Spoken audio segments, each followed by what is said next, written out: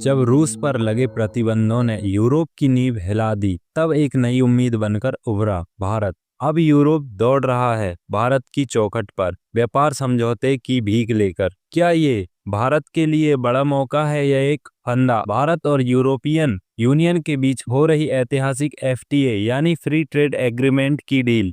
दोस्तों, वीडियो के अंत तक जुड़े रहें, वीडियो को लाइक करना और चैनल को सब्सक्राइब करना ना भूलें। रूस से यूरोप 40% एनर्जी लेता था, गैस, तेल, कोयला। यूक्रेन युद्ध के बाद अमेरिका के दबाव में यूरोप ने रूस पर पाबंदियां लगाई। नतीजा महंगाई आसमान पर, इंडस्ट्रीज बंद होने लगी। ऊर्जा संकट ने यूरोप को झकझोर दिया, सस्ते विकल्प की तलाश शुरू। यूरोप सोच रहा था रूस को सबक सिखा देगा, लेकिन खुद को ही सबक मिल गया। अब उसे चाहिए ऐसा साथी जो सस्ता हो, बड़ा हो और भरोसेमंद हो, और वो है भारत। भारत बना दुनिया की चौथी सबसे बड़ी अर्थव्यवस्था। मैन्युफैक्चरिंग, टेक, फार्मा और सर्विस सेक्टर में बूम। सबसे बड़ा युवा बाजार, 140 करोड़ की जनसंख्या।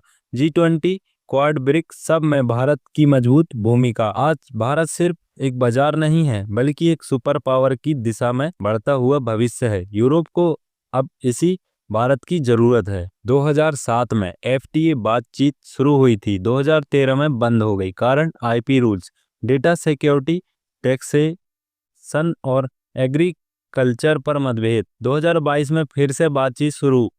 रूस यूक्रेन युद्ध के बाद अब 2025 के अंत तक डील साइन होने की उम्मीद।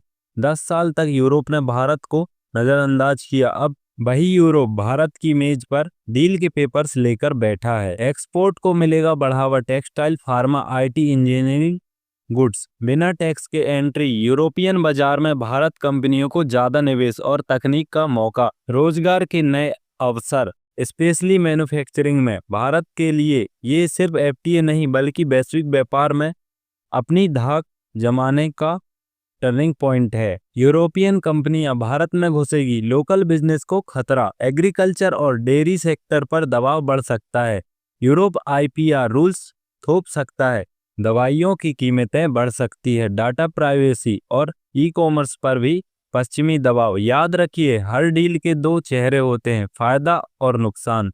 भारत को बहुत सोच समझकर कदम रखना होगा। यूरोप का चीन से मन भर चुका है। कोविड, जासूसी, डिप्लोमेसी, अब चीन +1 पॉलिसी, भारत पर फोकस। यूरोपीय कंपनियां शिफ्ट कर रही हैं मैन्युफैक्चरिंग यूनिट भारत की ओर। फ्रांस, जर्मनी, इटली के नेताओं की भारत यात्राएं लगातार।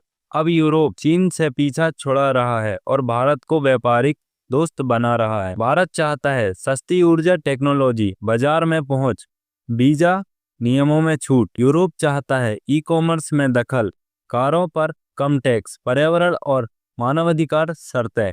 भारत और यूरोप दोनों को एक दूसरे की जरूरत है, लेकिन यह समझौता बराबरी पर होना चाहिए, दया पर नहीं। अमेरिका चाहता है भारत उसके पाले में रहे। चीन परेशान है भारत की बढ़ती ताकत से।